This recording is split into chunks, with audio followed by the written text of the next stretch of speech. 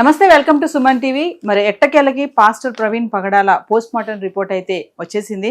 మరి దీనిపై మరింత సమాచారం ఇవ్వడానికి మనతో పాటు ఉన్నారు సీనియర్ పోలీస్ ఆఫీసర్ రెడ్డన్న గారు. నమస్తే సార్. నమస్కారం అండి. సార్, మరి పాస్టర్ ప్రవీణ్ పగడాల పోస్ట్ మార్టం రిపోర్ట్ వచ్చింది. మరి దాంట్లో ఏముంది సార్? మరి ఇప్పుడు యాక్సిడెంటా ఏంటి అనేది?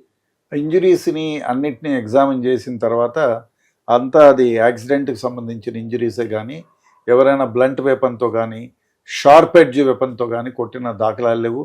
అదేవిధంగా ఇక్కడ బయలుదేరిన 11 గంటల 3 నిమిషాల నుంచి చాలామంది రోడ్లో ఆయన ఏ ఏ షాపులకు వెళ్ళాడు, ఎక్కడెక్కడ డబ్బులు ఇచ్చి ఆయన షాపుల్లో ఇది మన 2-3 దగ్గర యాక్సిడెంట్లు చేసుకున్నాడు, హెడ్ లైట్ పగిలిపోయింది, ఒక మెకానిక్ను కూడా మాట్లాడాడు, ఆ తర్వాత పెట్రోల్ పోయించుకున్నాడు, అక్కడ డబ్బులు ఇచ్చాడు, అదేవిధంగా కొందరితో మాట్లాడారు. సో ఇవన్నీ కూడా దాదాపు చాలామందిని ఎగ్జామిన్ చేశారు. ఎగ్జామిన్ చేసిన తర్వాత ఇంకో విషయం ఏమిటంటే వారి విసిరాలో కానీ విషప్రయోగం జరగడం కానీ అటువంటిది ఏమీ లేదు. అది కాకుండా కొందరు ఐ విట్నెస్ని ఎగ్జామిన్ చేశారు, వారి కండిషన్ ఏమిటి అని. ఒక్కొక్కళ్ళకు అలవాటు ఉంటుంది, ఆ అలవాట్లలో కొంచెం ఎక్కువైన దానివల్ల లేకపోతే ఎండ దెబ్బకు ఈయన సొమ్మసిల్లి పడిపోయి యాక్సిడెంట్ జరిగింది. యాక్సిడెంట్ ఈ ఫాల్ ఫ్రమ్ ది వెహికల్ అనే ఉంది యాక్సిడెంట్. అదేవిధంగా ఎవరైతే ఈయనది యాక్సిడెంట్ కాదు, ఎవరో కొట్టి చంపారు అని ఎవరైతే వాదించారో వాళ్ళందరికీ కూడా నోటీసులు ఇచ్చారు. వాళ్ళు ఏదైనా ఆధారాలు ఉంటే ఇవ్వండి, మేము వాళ్ళపైన కేసులు పెడతామని పోలీసు వాళ్ళు నోటీసులు ఇచ్చి వాళ్ళు స్టేట్మెంట్ రికార్డ్ చేశారు. స్టేట్మెంట్ రికార్డ్ చేస్తే వాళ్ళందరూ కూడా జరిగిన విషయాలు చెప్పారు. అదేవిధంగా దాదాపు 50 మంది విట్నెసెస్ని ఎగ్జామిన్ చేశారు, ఇంకా పైనే కూడా ఎగ్జామిన్ చేస్తున్నారు.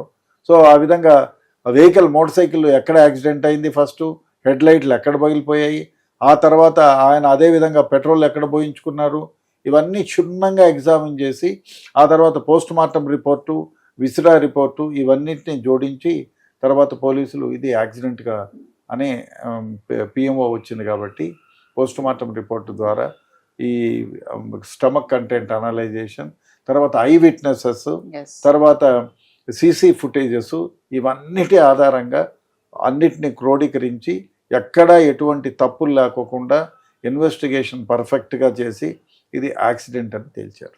అంటే సార్, ఇప్పుడు పోస్ట్ మార్టం వచ్చేసింది కాబట్టి రిపోర్టు ఇక్కడతో మిస్టరీ వీడిపోయింది అనుకోవచ్చు అంటారు. ఫర్దర్గా ఏమన్నా ఉంటుందా? ఏముంటుంది, ఫర్దర్గా ఏముండదు, ఏమేమి ఉండదు. యాక్సిడెంట్ అని క్లియర్ కట్గా so many witnesses are there, so many video clippings are there, so many direct eye witnesses ఉన్నాయి. అందువల్ల డెఫినెట్గా ఈ కేసుని ఇంకా క్లోజ్ చేస్తారు. అంటే మరి వచ్చినటువంటి అనుమానాలు అన్నింటికి చెక్ పెట్టేసి అంతే కదా. వచ్చిన అనుమానం వ్యక్తం చేయడం మానవ సహజం. ఇప్పుడు మనకు సంబంధించిన వాడు, మన మతం వాడో, మన కులం వాడో, మన పార్టీ వాడో, ఎవరైనా ఇప్పుడు మా పార్టీ ఏదో కాంగ్రెస్, టీడీపీనో, టీఆర్ఎస్ ఏదో ఒక పార్టీకి సంబంధించిన నేను అనుకో, మా నాయకుడు ఎవరికైనా దెబ్బ తగిలి కింద పడి చచ్చిపోతే సహజంగా అపోజిషన్ పార్టీ వాళ్ళు ఉంటారు కాబట్టి వీళ్ళు కూడా కఠినంగా ఎప్పుడన్నా ఒకసారి మాట్లాడింటారు కాబట్టి కొన్ని సమస్యల పైన కఠినంగా వ్యవహరించి ఉంటారు. అందువల్ల వాళ్ళపైన ఏదైనా అనుమానాలు వ్యక్తం చేసేది సాధారణం, సహజం కూడా.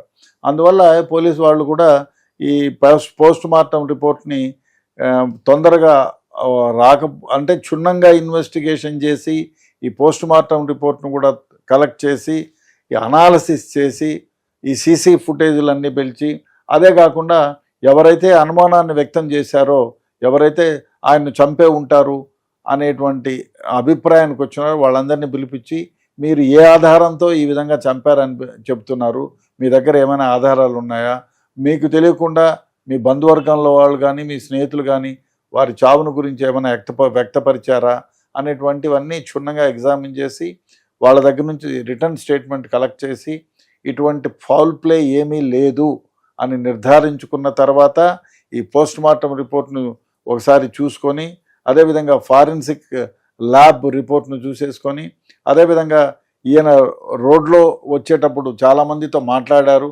పెట్రోల్ పోయించుకున్నారు, కొన్ని పర్చేజ్ చేశారు, కొన్ని డబ్బులు కూడా ఎక్స్చేంజ్ చేసుకున్నారు. సో ఇటువంటివన్నింటినీ ఎగ్జామిన్ చేసి వాళ్ళ స్టేట్మెంట్ అన్ని రికార్డ్ చేసి టైమింగ్ ఆయన కాదా, అక్కడెక్కడ ఆ టైంకి వస్తే ఆయన లాంటి మనిషి ఎవరన్నా ఉన్నారని వ్యక్తపరిచారు కాబట్టి అవన్నీ క్షుణ్ణంగా ఎగ్జామిన్ చేసి కాదు ఈయన ఈ విధంగా జరిగింది యాక్సిడెంటు, ఇది యాక్సిడెంట్. అదేవిధంగా కొన్ని కార్లు వచ్చాయి ఆ టైంలో, వాళ్ళని అందరినీ కూడా ట్రేస్ చేసి, మోటార్ సైకిల్ వాళ్ళని ట్రేస్ చేసి, సో ఆ కార్లు వచ్చిన టైమింగు, వాళ్ళ నంబర్లు గ్రహించి, వాళ్ళ ఓనర్లు, ఆ రోజు కారులో ఎవరెవరు ఉన్నారు, ఎప్పుడు స్టార్ట్ అయ్యారు, ఎక్కడికి వెళ్తున్నారు, అన్నీ క్షుణ్ణంగా పరిశీలించి తర్వాత ఈ డెసిషన్కి వచ్చారు. It is only purely accident అని. సార్ కుటుంబ సభ్యులు అయితే మాకు ఎవరిపైన అనుమానాలు లేవు, మీరే కేసు అంతా టేకప్ చేసుకోండి అని చెప్పారు ప్రీవియసే. మరి ఇప్పుడు మామూలుగా క్రిస్టియన్ మిషనరీస్ చూసుకుంటే వాళ్ళు ప్రొటెస్ట్ చేస్తున్నారు కదా, చాలా డౌట్స్ వ్యక్తం చేశారు వాళ్ళు. పాస్టర్ గారిని చంపేశారని చెప్పేసి, అట్లా ఇట్లా అనేసి ముందు ఒక దగ్గర పడేశారు, మళ్ళీ తీసుకొచ్చి ఇక్కడ వేశారని చెప్పి కొంతమంది ఆరోపణ కూడా చేస్తున్నారు కదా. మరి ఇవన్నిటిని దృష్టిలో పెట్టుకొని మళ్ళీ దీన్ని ఏమైనా రీపోస్ట్ మార్టం చేసే ఛాన్సెస్ ఏమైనా ఉంటాయి అంటారా? ఇప్పుడు ఒకటి నేను ఇంత క్రితమే చెప్పా, మాకు ఈ స్టేట్ పైనే నమ్మకం లేదు అంటే ఆ ఎఫ్ఎస్ఎల్ రిపోర్ట్ని మళ్ళీ రీపోస్ట్ మార్టం చేసేట్టుగా ఉంటే వేరే వాళ్ళ ద్వారా చేయించవచ్చు. అది ఎవరు ఇవ్వాలి? కిత్తన్ కిన్ ఇవ్వాలి. అదేవిధంగా కిత్తన్ కిన్ను అనుమానపరిచి, లేదు కోర్టులో వేసి, హైకోర్టులో వేసి, మాకు ఈ చావు మీద అనుమానం ఉంది, రీపోస్ట్ మార్టం జరిపించాలి అంటే హైకోర్టు వాళ్ళు వేస్తే మళ్ళీ బాడీని ఎగ్జిక్యూమినేట్ చేసి తర్వాత రీపోస్ట్ మార్టం చేస్తారు. ఆ విసిరా కంటెంట్స్ని ఏమైతే అది ప్రిజర్వేషన్లో పెట్టి ఉంటారు, ఇటువంటి ఏమైనా వస్తాయని 3 months 90 days దాకా. సో అవన్నీ కూడా మళ్ళీ ఎఫ్ఎస్ఎల్, మాకు స్టేట్ ఎఫ్ఎస్ఎల్ మీద నమ్మకం లేదంటే సెంట్రల్ ఫారెన్సిక్ ల్యాబ్కి పంపిస్తారు, అవన్నీ చేస్తారు. ఒకసారి వారి కుటుంబ సభ్యులు మాకు ఎటువంటి అనుమానాలు లేవు ఆయన మృతిపైన అని చెప్తే, తర్వాత ఇతర వాళ్ళ సందేహాలతో ఎవరికి అభ్యంతరాలు ఏమీ ఉండవు. ఇతర వాళ్ళు చెప్పుకునే వాళ్ళు ఈ సోషల్ మీడియా వచ్చిన తర్వాత ఇష్టానుసారంగా చెప్పుకుంటారు. సో నాకే స్నేహితుడు అయినా అనుకో పాస్టర్ గారు ప్రవీణ్ గారు, నేను కూడా అంటారు చాలా మంచి వ్యక్తి, నిన్న పోయక ముందు రోజు నాతో మాట్లాడారు, చాలా సౌమ్యుడు, అటువంటి వాళ్ళకి ఎందుకు యాక్సిడెంట్ అయి ఉంటుంది, చాలా జాగ్రత్తగా నడిపాడు, 5 ఏళ్ళు 20 ఏళ్ళుగా నేను చూస్తున్నాను మోటార్ సైకిల్ చాలా జాగ్రత్తగా నడుపుతాడని. నాకు అనుమానం ఉంటాయి, అనుమానాలు వ్యక్తం చేయొచ్చు, అంత మాత్రం చేత ఫ్యాక్ట్ కాదు కదా. ఏది ఏమైనా ఈ ఎపిసోడ్ ఇంతటితో ముగిసిందని నేను అనుకుంటున్నాను. ఒకవేళ ఎవరైనా మరీ అనుమానం ఉంది అని ఎవరైనా చెప్తే రిపోర్ట్స్ మాత్రం ఉంటే ఉండొచ్చు, చెప్పలేము. సార్ మరి మీ ఎక్స్పీరియన్స్ చూసుకుంటే మీరున్న టైంలో ఎప్పుడైనా రీపోస్ట్ మార్టం అనే సంఘటనలు జరిగాయా సార్? చాలా సందర్భాల్లో జరిగాయి. ఒక కానిస్టేబుల్ మహంకాళి పోలీస్ స్టేషన్ మీద దొరికినప్పుడు అప్పుడు కూడా వాళ్ళు వ్యక్తపరిస్తే రీపోస్ట్ మార్టం, చాలా కేసుల్లో రీపోస్ట్ మార్టం జరిగిన సందర్భాలు ఉన్నాయి. రీపోస్ట్ మార్టం ఎప్పుడు అంటే పోస్ట్ మార్టంలో అనుమానాలు ఉన్నప్పుడు, అదేవిధంగా సరిగా కండక్ట్ చేయలేదు అన్నప్పుడు. ఇప్పుడు ఇటువంటి కేసుల్లో అన్నిట్లో కూడా ముందు కాలంలో లాగా కాదు కదా, ఎగ్జామినేషను ఇటువంటి అనుమానాస్పద కేసుల్లో అంతా ఎంఆర్ఓ ఇంక్వెస్ట్ పెడతారు, పోలీసు వాళ్ళు పెట్టరు. ఆయన ఇస్ అ మ్యాజిస్ట్రేట్, ఆయన ఇంక్వెస్ట్ పెడతాడు. సో అక్కడేమీ అనుమానంలో ఆ ఇంక్వెస్ట్ ప్రొసీజర్ రాసేటప్పుడు కూడా ఇన్ కెమెరా మొత్తం వీడియోగ్రఫీ చేస్తారు. అదే కాకుండా పోస్ట్ మార్టం చేసేటప్పుడు కూడా మొత్తం వీడియో తీస్తారు, ఆయన ఎక్కడెక్కడ కోసేది, ఏమేది, ఇంజురీస్ మెజర్ చేసేది అన్నీ ఉంటాయి. కాబట్టి ఇటువంటి దాంట్లో అవసరం లేదు. బట్ చాలా సందర్భాల్లో జరిగినాయి, నా హయాంలో చాలా జరిగాయి, రీపోస్ట్ మార్టం జరిగాయి. రీపోస్ట్ మార్టం జరిగాక కూడా సార్ ఏమైనా డిఫరెన్షియేషన్ ఉన్నాయా, కేసెస్లో వచ్చాయి అలాంటి? ఒక్క కేసులో, మర్డర్ కేసులో ఒక్క కేసులో మాత్రం దెర్ ఈస్ అ డిఫరెన్స్, మిగతా దాంట్లో ఎక్కడా లేదు. సో ఫైనల్గా ఒక క్వశ్చన్ అడుగుతాను సార్, మరి ఒకవేళ మాస్టర్ ప్రవీణ్ పగడాల గారి కేసులో రీపోస్ట్ మార్టం కనుక జరిగితే ఏమైనా డిఫరెన్షియేషన్ వచ్చే ఛాన్సెస్ ఉంటాయా అంటారా? ఉండొచ్చు అంటారా? అంటే ఇన్ని రోజులు డిలే చేశారు కదా, యాక్సిడెంట్ అనేది చెప్పడానికి ఇంత కాలం పట్టింది కదా, ఇంత టైం పట్టింది, దగ్గర దగ్గర నెల అయిపోతుంది.